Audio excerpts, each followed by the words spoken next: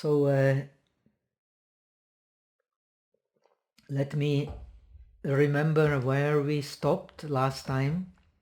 I think we are about in the middle of the first jhana. And we have come up to the passage explaining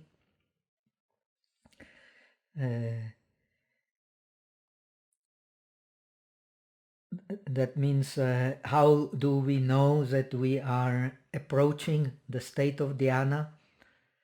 Now, I have had an interesting conversation with Gautam at that time. Actually, in dhyana itself, we can have all kinds of thoughts. It does not mean, strictly speaking, that we have left dhyana.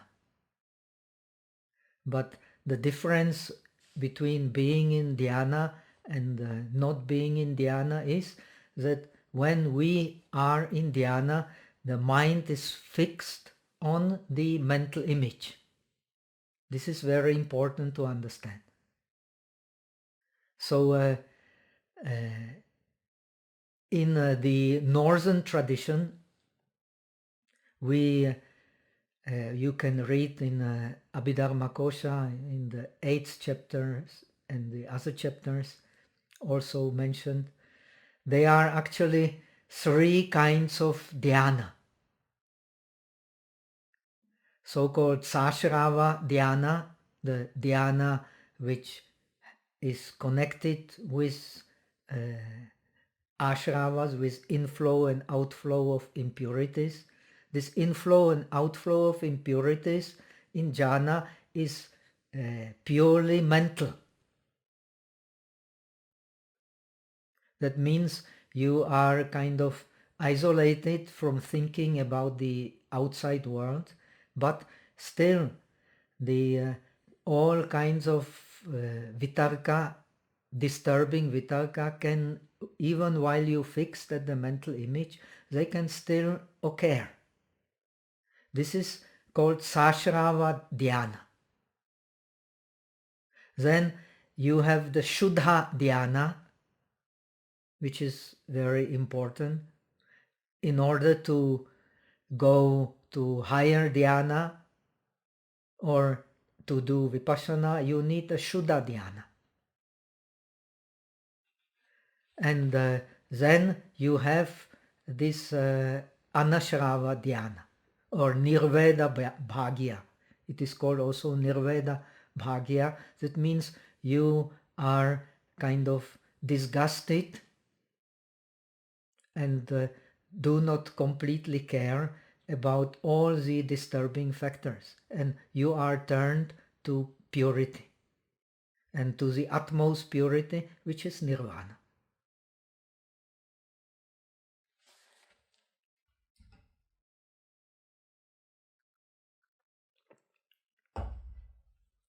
Then, very important division you will find in the Abhidharmakosa also.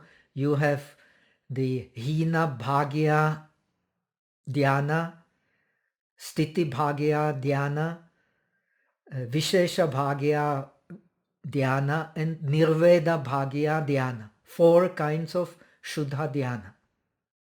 This shuddha dhyana is very important. The hina bhagya shuddha dhyana means even so your mind is pure of unwholesome vitarkas, akushala vitarkas. So there is tendency to for them to appear. So you, so to say, you are likely to experience all kinds of unwholesome thoughts mentioned here.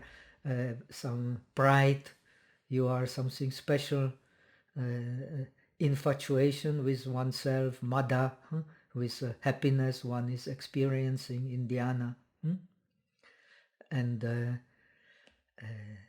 These, of course, they reduce the power of concentration.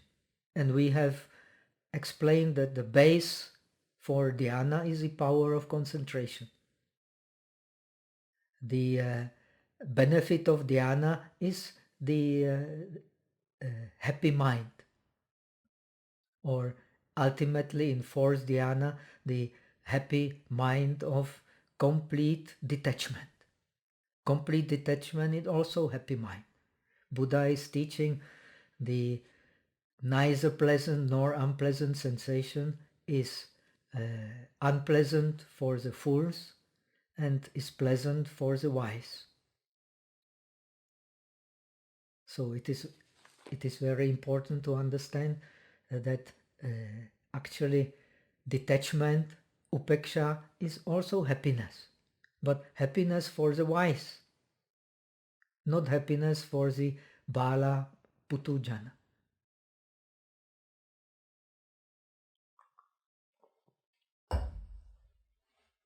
Now you have Vishesha Bhagya Dhyana, and this is very important to understand. It means you see very clearly the limitations. If you are in first dhyana, you see very clearly the limitations of the vitarka vichara. It makes the mind disturbed. It is explained clearly in the text, like waves appearing on the surface of the water.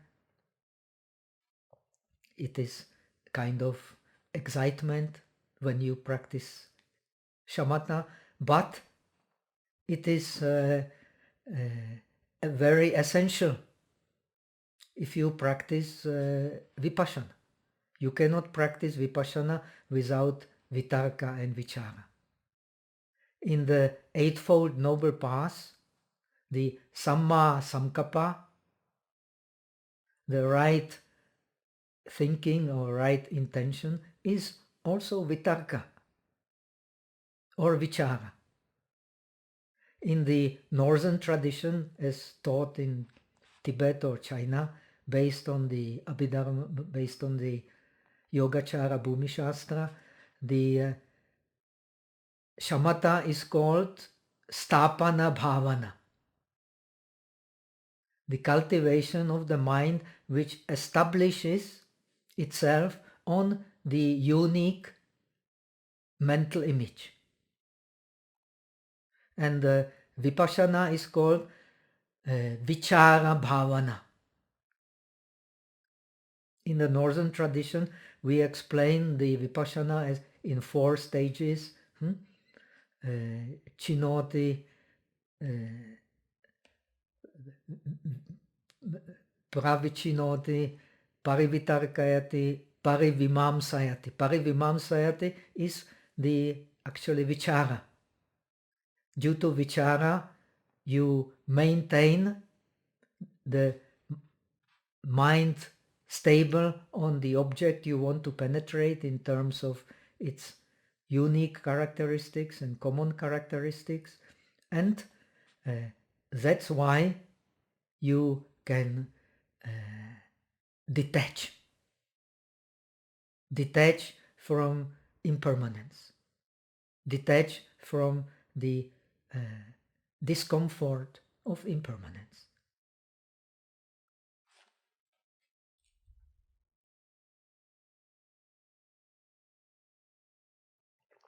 Which you experience intensively because you are practicing vipassana and you are in the samadhi of vipassana. In Buddhism, we speak of 2 kinds of jhana, the shamatha jhana and vipassana jhana. And it is taught in the scriptures, especially in the northern Buddhism, in the Pragya Paramita Sutras, especially also in the Nagarjuna's commentary to Pragya Paramita, Mahapragya Paramita Sutra, Mahapragya Paramita Shastra called.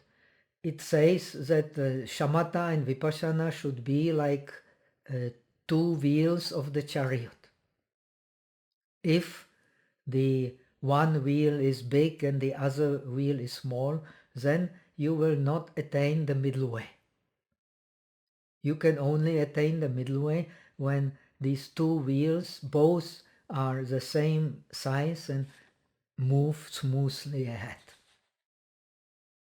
This is very important.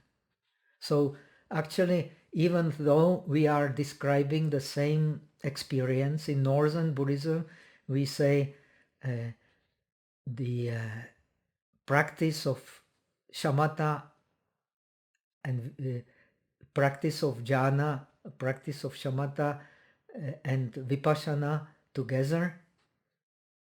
That in jhana you practice shamatha and you join shamatha and vipassana, but in the Southern tradition it is taught you get out of the jhana to practice vipassana.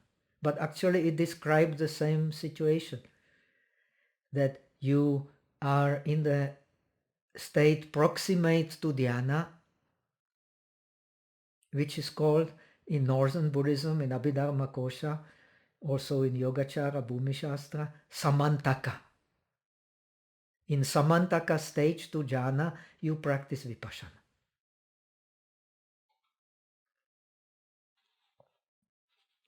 So this is very important to understand. If we want to see how the same experience can be described in two different ways, but actually there is no any deep contradiction.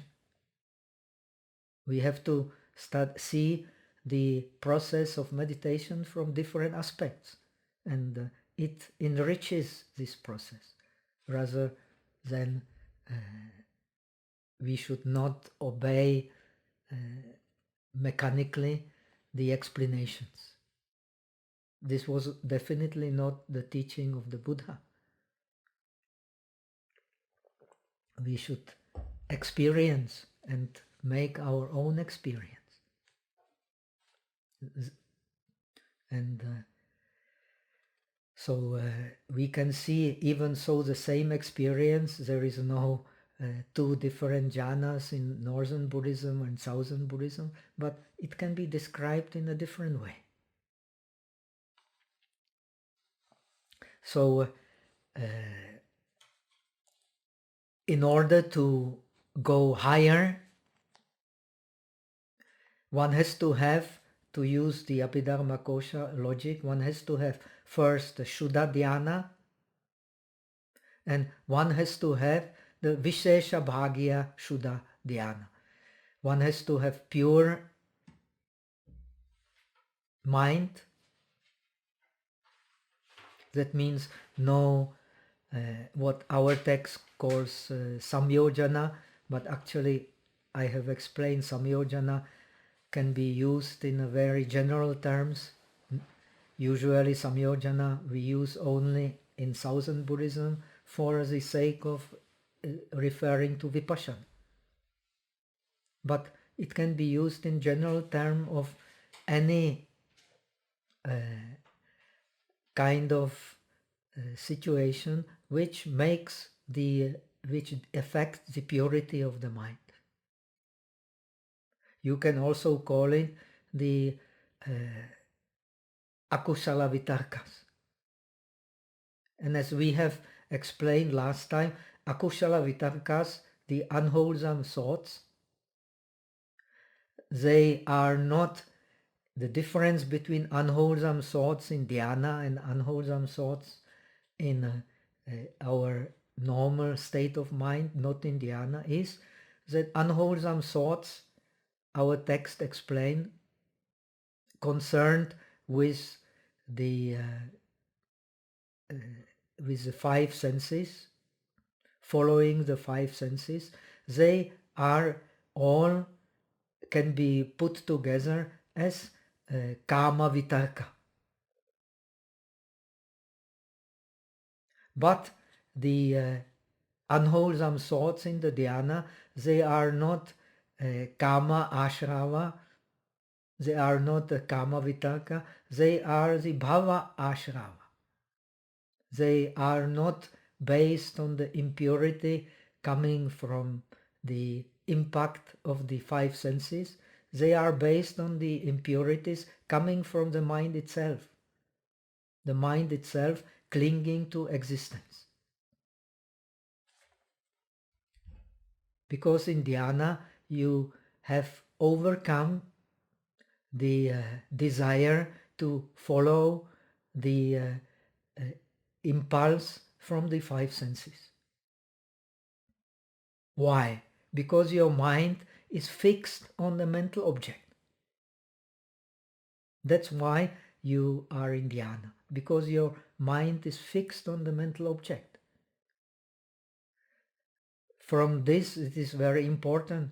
The northern tradition actually deduces that all objects, without exceptions, are mental objects. Because in dhyana, you have entered what is called the mental body. And we have explained before, for the path of the bodhisattva, the aim is the mastery of the mental body. Not going away from the suffering of samsara, but mastering of the mental body. Mastering of the mental body is the aim of bodhisattva. You can see this in it is explained very clearly in Yogacara Bhumi Shastra, the Bodhisattva Bhumi, also available in Sanskrit. That's why the nirvana, from this point of view of the disciples, is called nirvana based on the kind of not complete nirvana. In Chinese it's called fen tuan. The not complete nirvana based on turning away from the suffering, from the distress. The nirvana of the perfectly realized Buddha is called in Chinese Pu Yi Yi Shen, which we could translate Anabhilapya Manokaya, unspeakable mental body. So where dwells a highly realized bodhisattva, where dwells a perfectly enlightened Buddha? In a unthinkable mental body.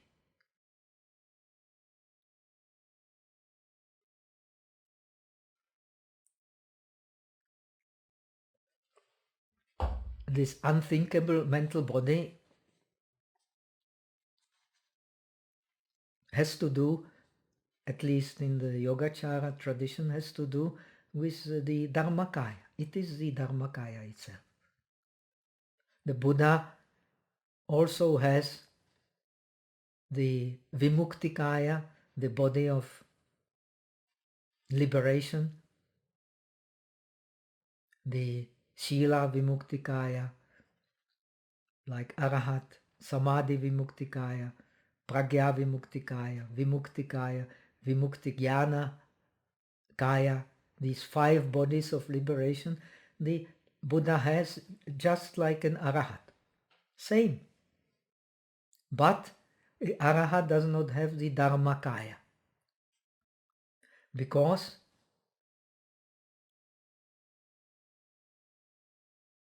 of this aspect of the unthinkable mental body. This, you may say, is the perspective of the Yogacara, but no matter whether Yogacara or Madhyamika, still the ultimate object, ultimate meditation, is the meditation on the mind. It is only in mind that the suchness can be found.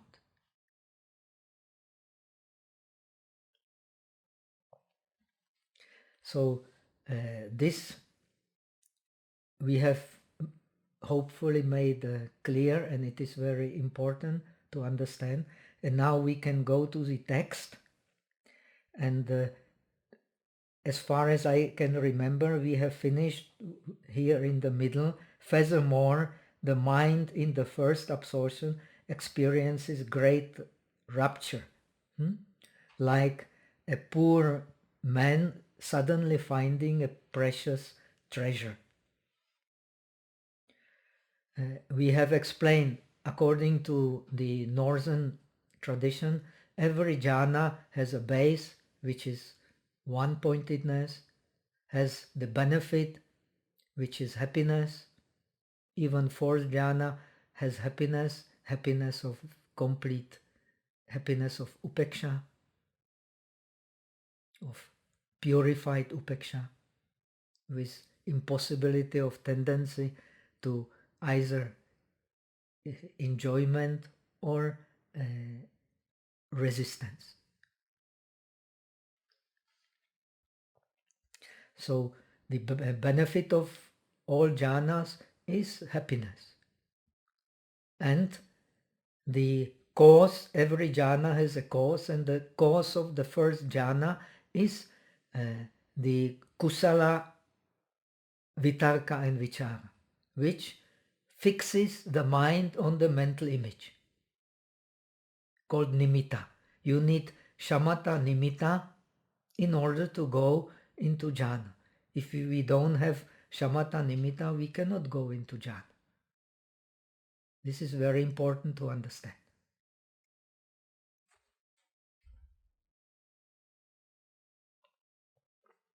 Now, if the mind is fixed on that shamatha nimitta, you can enter the jhana. If it is not fixed on the shamatha nimitta, you cannot enter the jhana.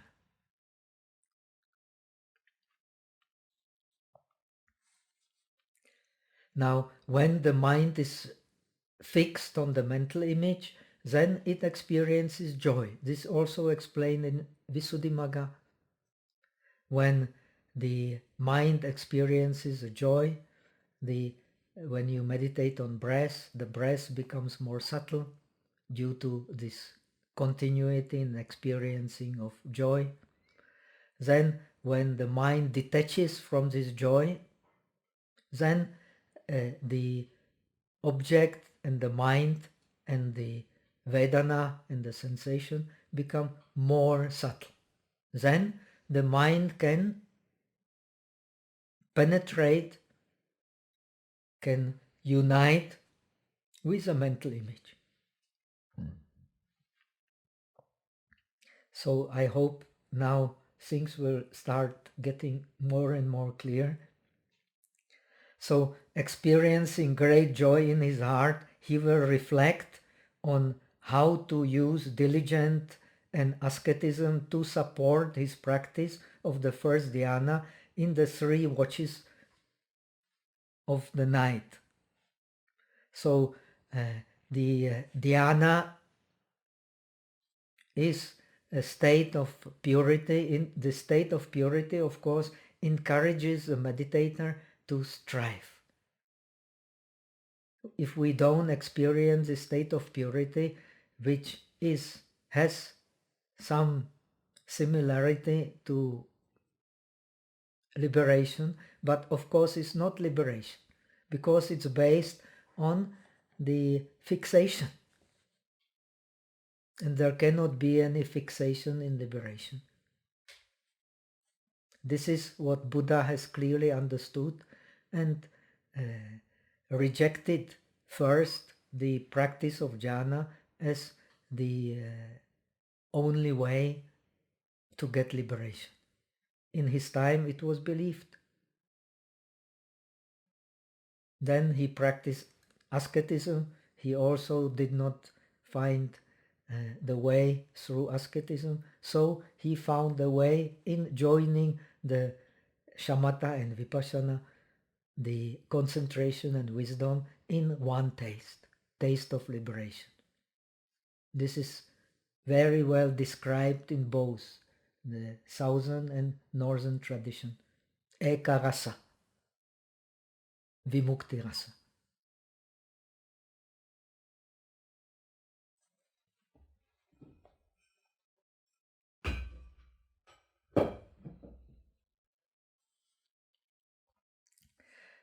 What is very nice and typical of our author, Kumarajiva, he brings, whenever he can, he brings his bodhisattva intention.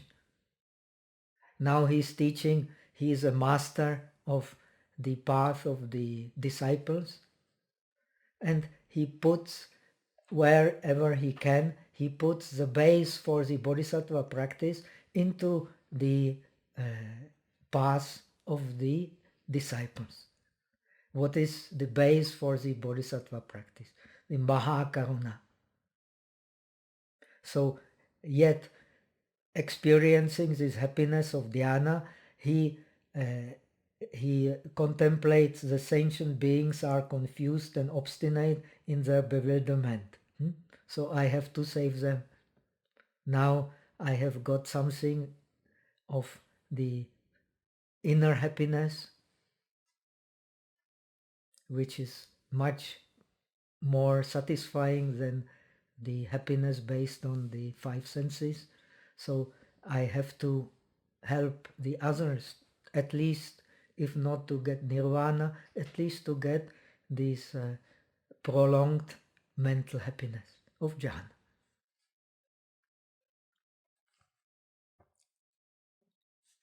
So this is typical also of this Kashmiri I have mentioned in the beginning, the Kashmiri tradition of yoga, like Sangaraksha, the bhumis of the meditation. He also, same, actually speaks the language of the Shravakas, but also always introduces the great compassion, being the supreme practice.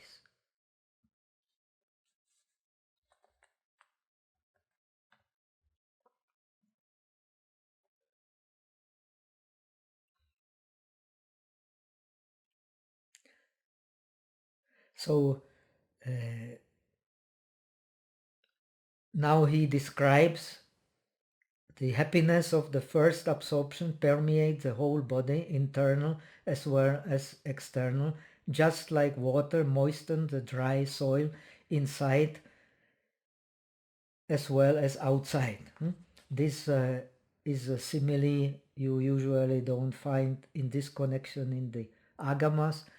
Kumarajiva is quite free to use, not just following the similes of you find in the Agamas. He makes his own similes in a very intelligent way.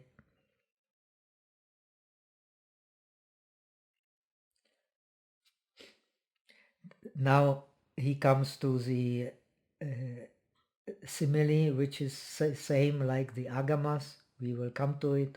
The experience of happiness in the desire realm cannot permeate the whole body because the sensual desires and resentment burn the body like fire. So it is when you approach the dhyana that you feel it, not when you not, or when you in vipassana samadhi you feel it, not normally. This is very important to understand. That is very clearly described by Kumarajiva.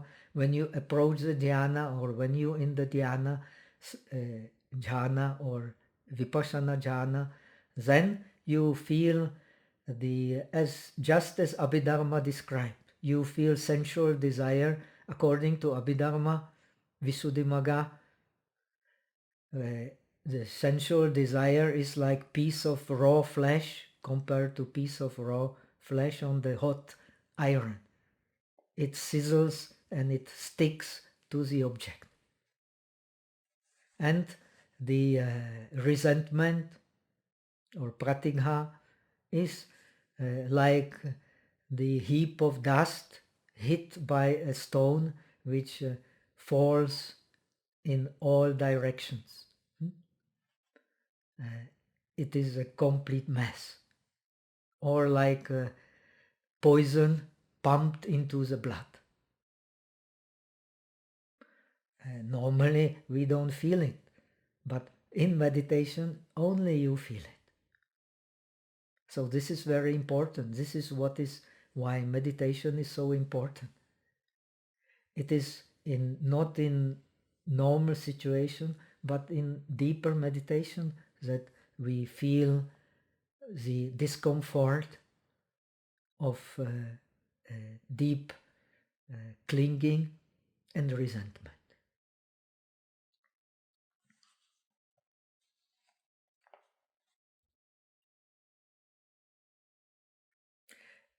So here comes the simile from the scriptures also. Entering the first absorption is like entering a cool pond where all burning vexations are extinguished.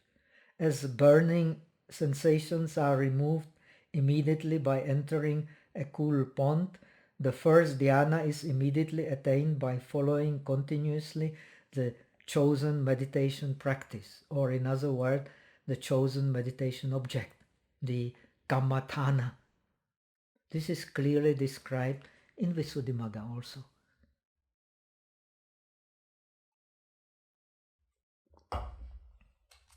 When the kammatthana becomes a stable mental object, stable nimitta, the mind can fix on it and join with it.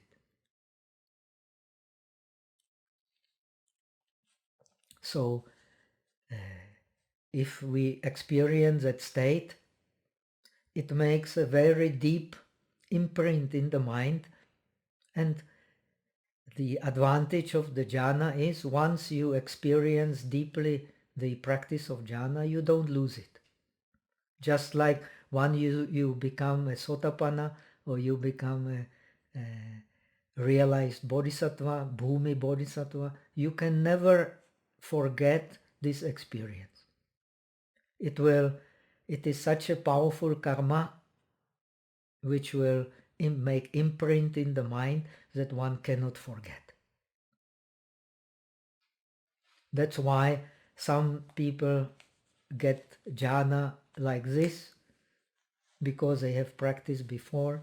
Some people, they take whole life and don't get the jhana because of the lack of previous practice. And of course, jhana is also connected with the natural ability for concentration, which some of us have, some of us don't.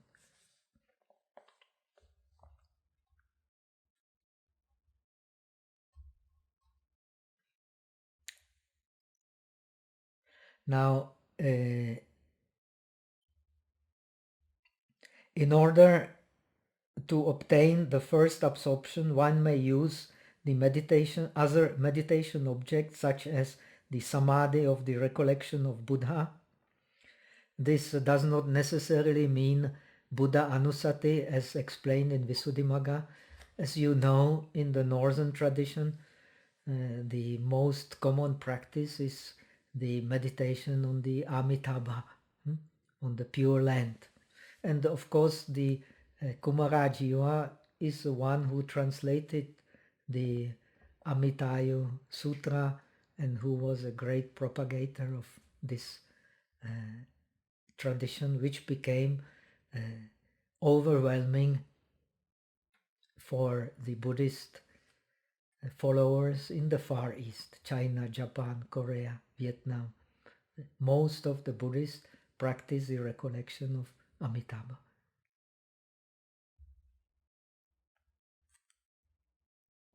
Contemplation of the impure, the meditation on friendliness, etc.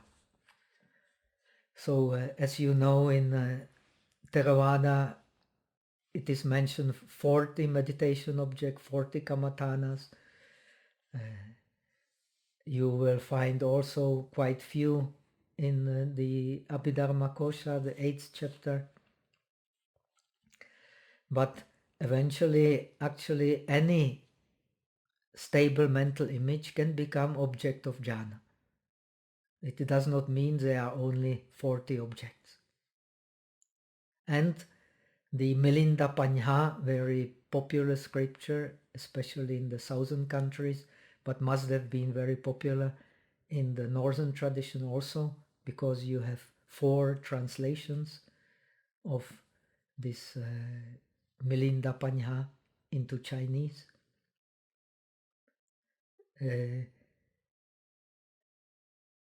There it is explained that the great yogi is like the sun.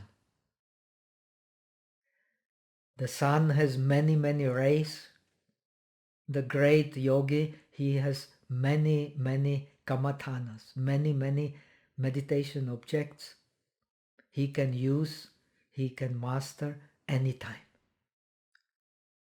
So this is also, you can see finally in the northern tradition, they speak of innumerable meditation objects. So it has not, it is not a fancy of the northern tradition, but you will find similar ideas even in the scriptures of the Shravakas.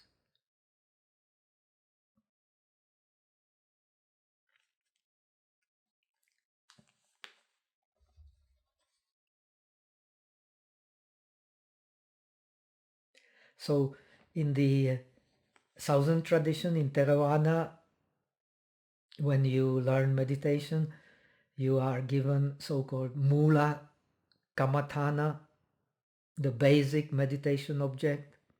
If you go to Burma and so on, like usually Anapanasati, which is convenient for all, because it chases away the akusala vitakas, and all meditators experience in the beginning akusala vitakas. It is impossible to avoid. And then beside the Mula Kamathana, he is given the so-called supporting Kamathanas. The supporting Kamathanas, like especially Metta Bhavana, Asubha Bhavana, the Marana Anusati, the recollection of the death, and Buddha Anusati. These 4, actually everybody who studies Vipassana in Burma will be given these so-called Arakha Kamathana, protective meditation objects. So if you study meditation in Burma, you will for sure be taught these protective objects of meditation to keep your mind away from too many akusala vitakas. Based akusala vitakas, the unwholesome thoughts based on kama, on sensual desires, to check asubha bhavana, asubha arakha, to protect from anger, the metta bhavana, to protect from laziness, the marana anusati, and to protect from lack of faith and lack of resolution, then Buddha Anusati. Normally, you're not guided to the Vipassana meditation without having learned these protective kamathanas.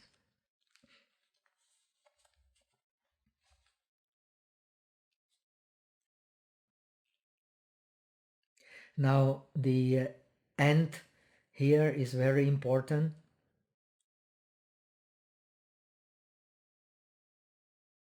Why? This is so because through this practice of dhyana on a different meditation object, the ability of the meditator for reflection in order to obtain absorption will be deepened, and accordingly his insight will become clearer. So you can see very clearly here the tendency of joining the shamatha with vipassana. This is typical of the northern tradition. Rather than keep them as a separate practices, always try to join them together.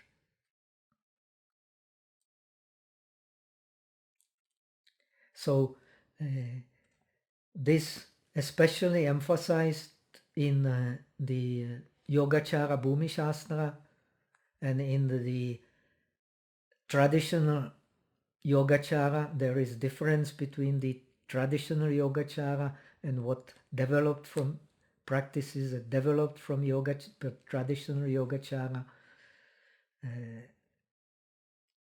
represented by the scriptures of Maitreya and Asanga. The traditional Yogacara has a very high esteem for the practice, when you read the Yogacara Bhumi Shastra, for the practice of the dhyanas and for the practice of the traditional, the four bases of mindfulness. It is the most highly praised practice in the Yogacara Bhumi Shastra. And even so, it is explained, especially the four foundations of mindfulness, it's explained more from the Yogacara point of view, with the emphasis on understanding of the impossibility of grasping the object. This is the emphasis of the Mahayana. You will find it here also.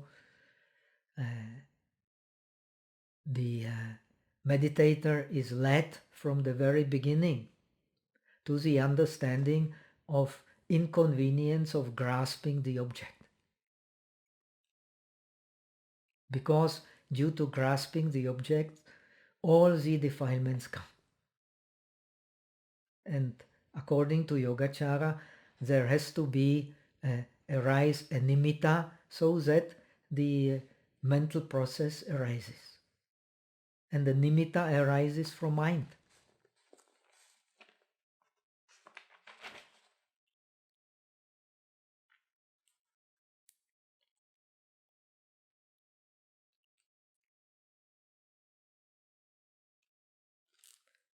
So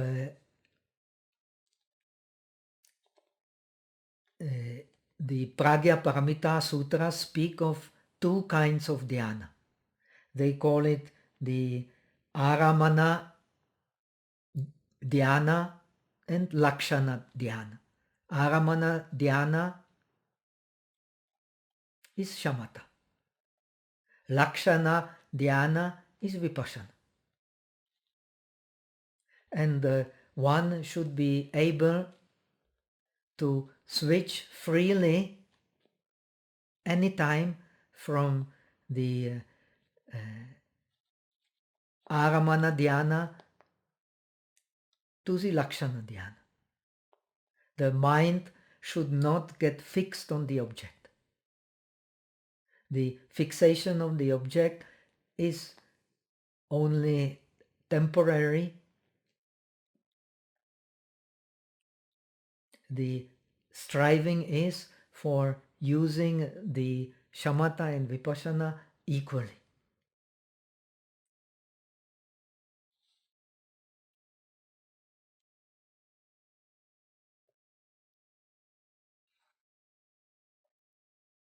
This is the emphasis of the Pragya Paramita Sutras. And Pragya Paramita Sutras, the transcendental wisdom, is the base for all the bodhisattva practices. We have already explained the bodhisattva is one who, due to wisdom, learns to live in samsara without suffering, and due to great compassion, never decides never to leave the sentient beings. So we have covered the first dhyana, and because we have so many things to learn, let's go to the second dhyana. We won't be able to finish it today, but we can start with it. So in order to get into the second dhyana, and it will be same for the third dhyana, for the fourth dhyana, one, the yogi has to see very clearly the inconvenience of the lower dhyana. An inconvenience of the lower dhyana is vitarka vichara. As long as vitarka vichara is there, it is nicely explained in Kumarajiva, you will feel like waves in the ocean of the mind. The mind is not appeased. From my little experience of teaching meditation, I have found the meditators who have practiced vipassana for many, many years, 20 years or even more, but have not practiced shamatha. Now, when a meditator who has not practiced vipassana much, when he attains the dhyana, he is completely overwhelmed.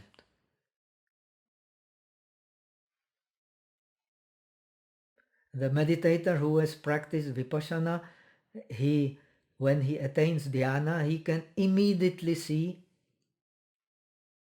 if he has interest in shamatha. Not all vipassana yanikas have interest in shamatha, but if he has interest in shamatha, immediately he sees very clearly the inconvenience of vitarka vichara. This kind of excitement of vitarka vichara, which explained very nicely in the Visuddhimagga. Vitarka is like abhiropana, planting the mind on the object.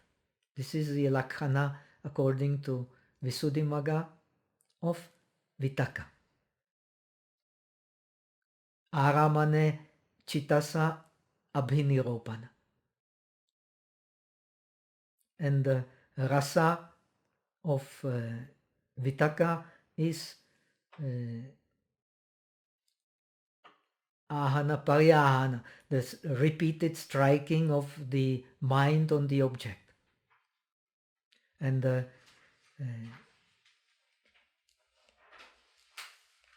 padatthana, the manifestation, is aramane chitasa anayana, the conducting the mind to the object. So it is a kind of excitement, repeatedly beating the mind at the object. As compared to that, the vichara is more subtle. It is described, its lakkhana, as aramane chitasa anumajana, I think. the massaging of the mind at the object, striking mind at the object and massaging the mind at the object.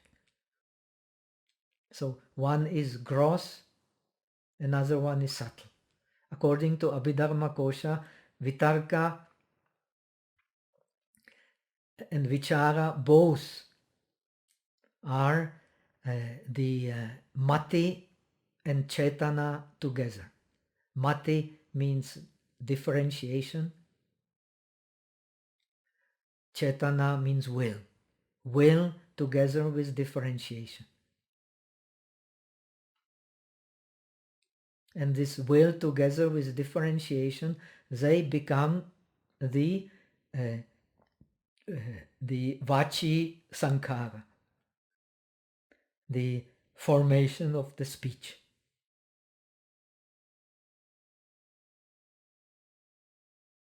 So one is gross, one is subtle, but they all beat or massage the mind at the object.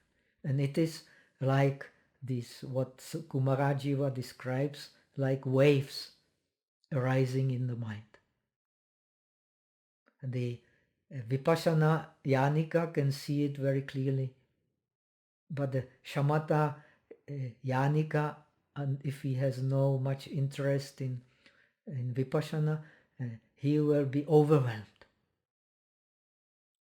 and has not much interest in Vipassana at all. So this is a difference between the those who emphasize the practice of shamatha and those who emphasize the practice of vipassana. So if one goes to shamatha after long practice of vipassana, so in a way, because of his natural detachment, he can proceed much faster because immediately he goes into what Abhidharmakosa describes as Shuddha Jhana Vishesha Bhagya. He sees very clearly the inconvenience of the disturbing factors in the mind. So vitarka and vichara are very necessary for vipassana. They are samma sankappa. Without samma sankappa, no middle way. But they become disturbance in the pure practice of shamatha. So what is the answer? Joining the two together.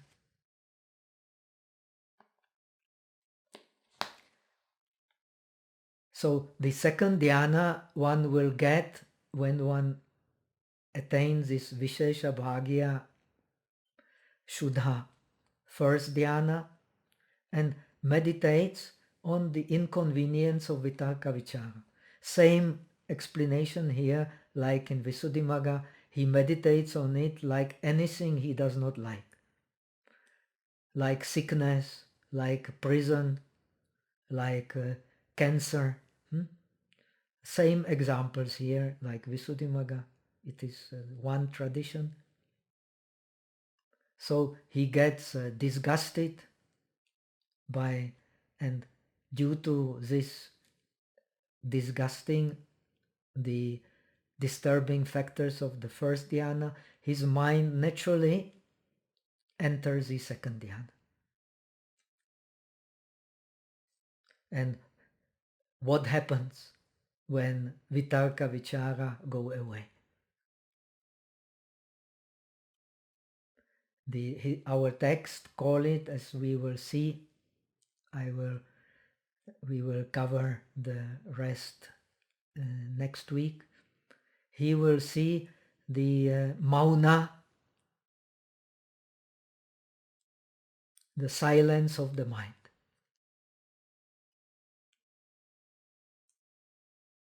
Because this japa, these waves of vitarka and vichara have disappeared.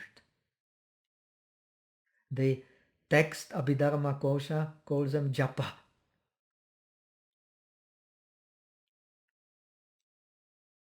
They away. So he experiences the silence of the mind. The silence, just like kusala, vitaka, and vichara are the cause of the first dhyana, they fix the mind on the mental object. In the second dhyana, the cause of the second dhyana is not vitaka, vichara, but it is what the tradition calls, same in northern, southern, no difference, adhyatmika prasada, the inner appeasement, inner clarity, inner faith. This pasada, prasada, it has all these meanings. It has a meaning of clarity, it has a meaning of faith. Shraddha also. Shraddha is a synonym of prasada. Faith is a synonym of prasada. And the faith, the characteristic of faith, same in southern tradition, northern tradition, is also, among others, clarity. Faith brings clarity. Without faith, we, so to say, we lack clarity. And now, because the mind has no tendency to talk for japa, so this pristine clarity of the silent mind will appear, which is called adhyatmika prasada. This adhyatmika prasada is the cause of the second dhyana. It exists, as we shall see also, in the third dhyana, in the fourth dhyana, in all the higher dhyanas. Now, the Yogacara Bhumi Shastra, among others, describes this adhyatmika prasada based in sati and sampajanya and upeksha. It does not mean that in first dhyana you don't have sati, sampajanya, upeksha, you don't have mindfulness, you don't have awareness, and you don't have detachment. Without them, no jhana can exist, because all jhanas have mindfulness, awareness, and detachment. But these qualities become very clear in the second dhyana, more clear in third dhyana, more clear in fourth dhyana. But they first come when the mind becomes silent. No more japa. Silent, no more force which drags mind to the object, but the will itself fixes the mind to the object. It does not need any more service of vitarka vichara, because it is it relies on more powerful one-pointedness. The one-pointedness is based of dhyana, and this power, one-pointedness, is the power of the concentrated mind, and it becomes higher and higher as we go up in the stages of jhana. And when the one-pointedness becomes higher, automatically also the mental image becomes more subtle, and of course the breath becomes more subtle, the mental body becomes more subtle, and this is how one goes higher and higher, by relying or more subtle object connected with more subtle mindfulness, more subtle awareness, and more subtle upeksha, detachment. So this is very important to understand. Now when the this mental japa disappears from the mind has a silence, and due to the silence, the mindfulness, awareness, and upeksha, equanimity, becomes more outspoken, more clearly felt. So we better stop here. Let us continue the next time. Then we will cover the second and the third dhyana. They are not so difficult to understand when we have this background from more detailed explanation of the first dhyana. Then we will devote again more time to the fourth dhyana, which is actually the ultimate dhyana, the true dhyana. So that much for today. Now let us go to the questions if there are any. हाँ बंदे जी कुछ questions हैं. Please can you say more about what body means in the term mental body? Are there many dharmakayas or different dharmakayas, each associated with the discrete mind stream of the being who subsequently attained Buddhahood? Okay, the Dharmakaya can be only one. The synonym of Dharmakaya is suchness. So there can be only one suchness. But the suchness has the aspect of the ultimate truth, and the suchness has also the aspect of the conventional truth. So like the suchness of the relative truth is also explained very clearly in Theravada. The earth is suchness, the hardness or softness or smoothness or roughness or heaviness or lightness of the earth, it is the suchness. Wherever there is earth, these qualities are there. In the words of Abhidharmakosa, you cannot break them. You cannot break them by hand. You cannot break them by mind. They are unbreakable. Therefore, they are suchness. This is what Abhidharmakosa explains. So the suchness is only one. The Dharmakaya is also only one. And of course, the Buddha is also only one. But there may be the innumerable Buddhas. This is the paradox of the Dharmakaya. Innumerable Buddhas in the innumerable directions, yet the Buddha is one. Okay, what are the other questions? Bhantaji, another question is, what is meant by three watches of the night? Okay. In bracket, mentioned on page number 2, bracket close.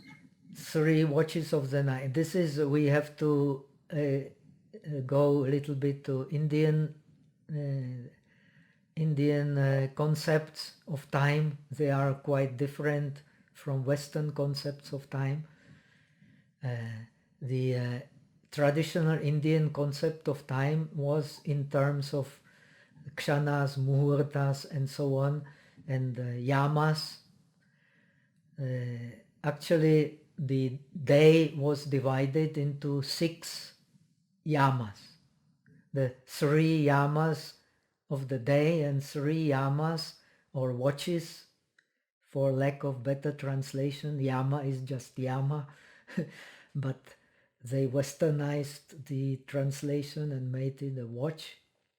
So you have 3 watches in the night and 3 watches in the day. 1 watch, if you use a modern reckoning, the 1 watch would be equivalent to 3 to to 4 hours, no? 3 times 4 makes 12. So you have 12 hours for night, 12 hours for day. 3 watches of the day and 3 watches of the night. Then these are the traditional Indian measures of time you will find everywhere in ancient Indian literature. What other question?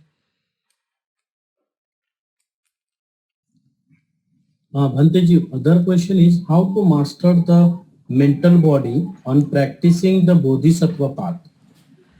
Oh, if I have to explain, we can spend, we are learning, mastering the mental body is a long, long process.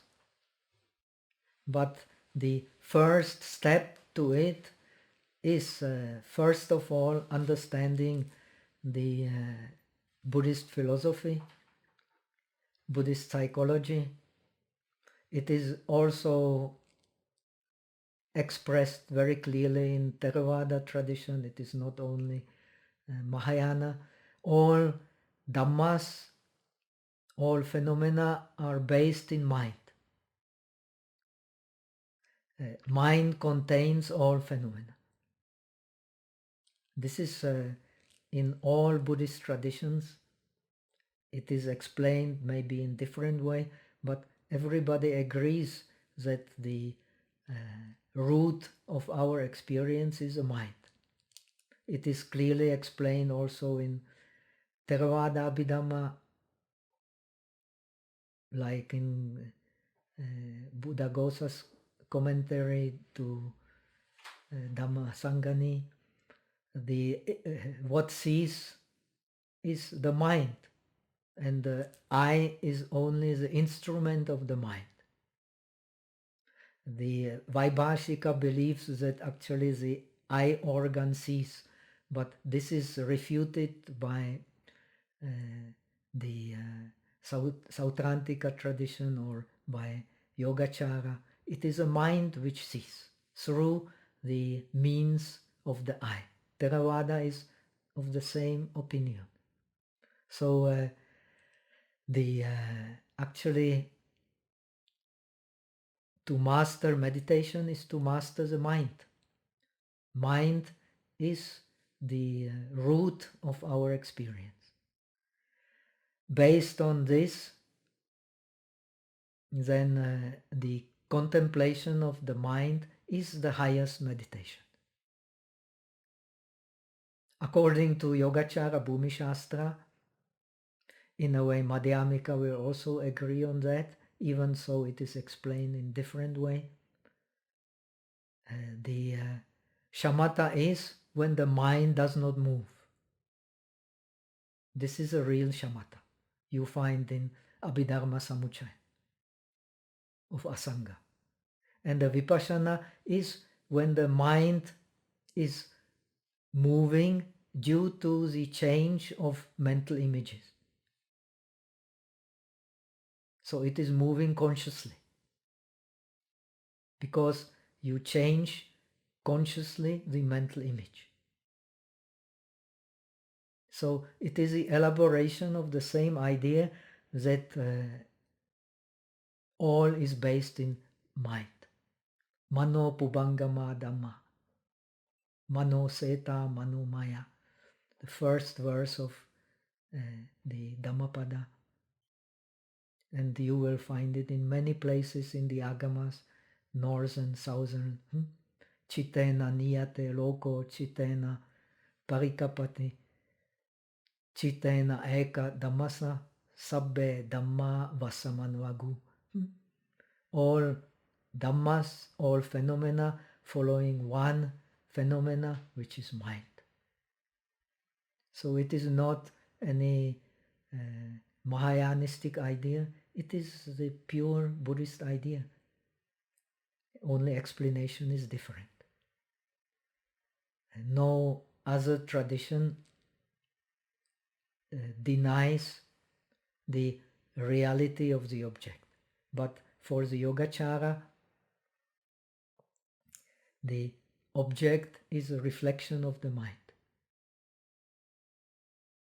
Because the emptiness needs a base. For Madhyamika, same idea, but difference, emptiness does not need any base. Emptiness has no base.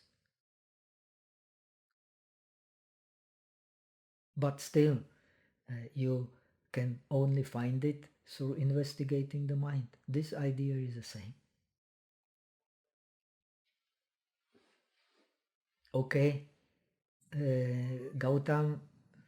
Yes, Bhanteji. When speaking of union or joining of samatha and vipassana, it is not an actual fusion, but that those are practiced alternatively. Is that correct? Or what does union of shamatha and vipassana actually look like in practice? And continue question is, what is meant with all objects are mental objects? Is it that all objects that we perceive are merely representations apprehended in mind? Okay. And okay. Too many questions I will forget. So anyway, according to the Mahayana approach, all objects are like reflections in the mirror, and that mirror is a mind. And so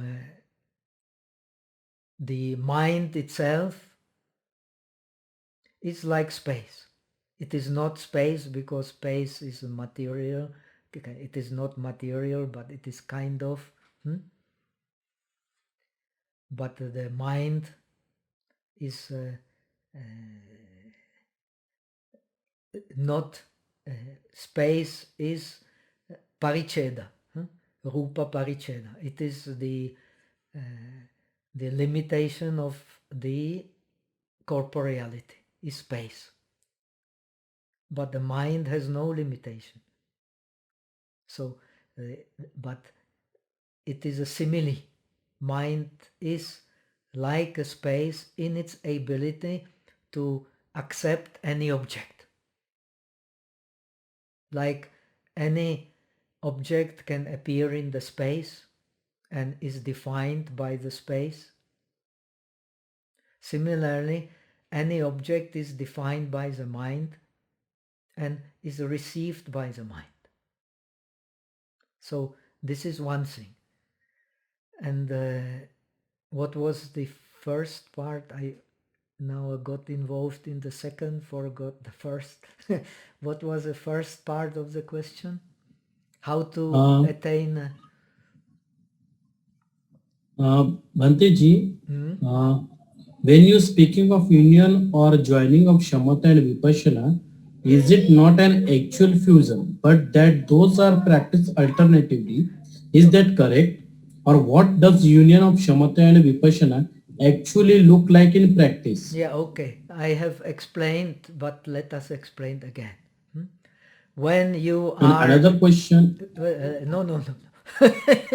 Don't rush. I will not cover many questions together, one by one. So one has to practice meditation to see this very clearly. What is the difference between the dhyana and non-dhyana? I have explained. In dhyana, we have to have a mental image, and the mind contemplates this mental image, concentrates on that mental image. So when we meditate on the color, that color becomes a mental color. When we meditate on the breath becomes a mental object. Only then you can use breath or color to enter the jhana. Now, when you approaching jhana or you enter jhana, then you can find the same object in your mind, in the base of your mind, whether you call it bhavanga or you call it the alaya. And when you find it, then when you concentrate on it, you will, if you concentrate on it, you will find the mind which seizes that object, because that object comes from the mind.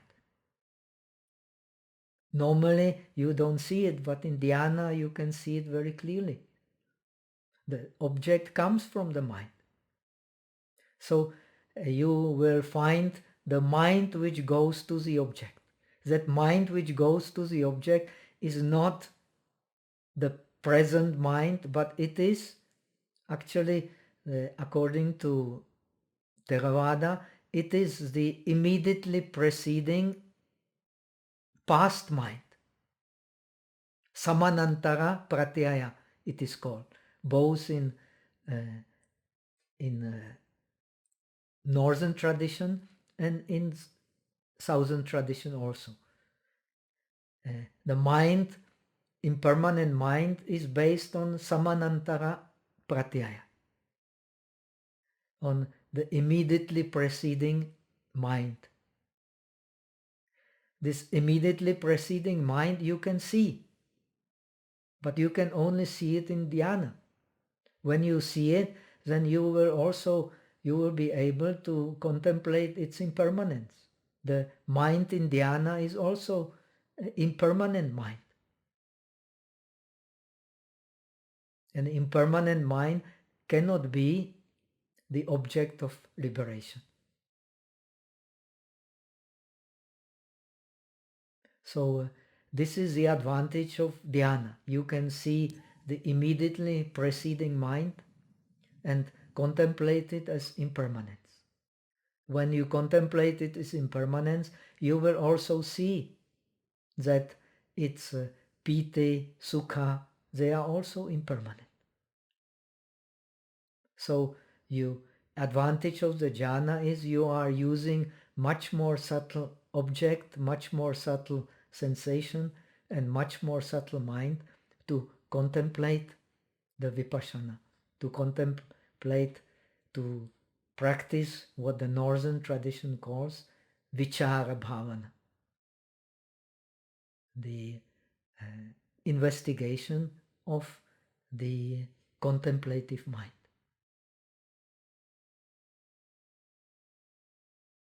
Okay? Gautam? Yes, Banteji, Doris who has raised hand. So, shall we finish here? No more questions? Doris who has one question, Banteji. Okay. Oh, hello, 师傅 Hello. Okay, yeah. 你好，刚才我the question I have asked maybe already answered by you already. Okay. I asking, yeah, so it's okay. Okay. No more question. I talking about how to practicing the bodhisattva part. How to practice a 菩萨道 with 菩萨道怎么 yeah, you have to start 菩萨 with 道从yeah. 愿开始，众生无边誓愿度，烦恼无尽誓愿断，法门无量誓愿学，佛道无上誓愿成。This is the beginning of the bodhisattva path. OK， 好的，感恩，好，谢谢。Okay. Thank you.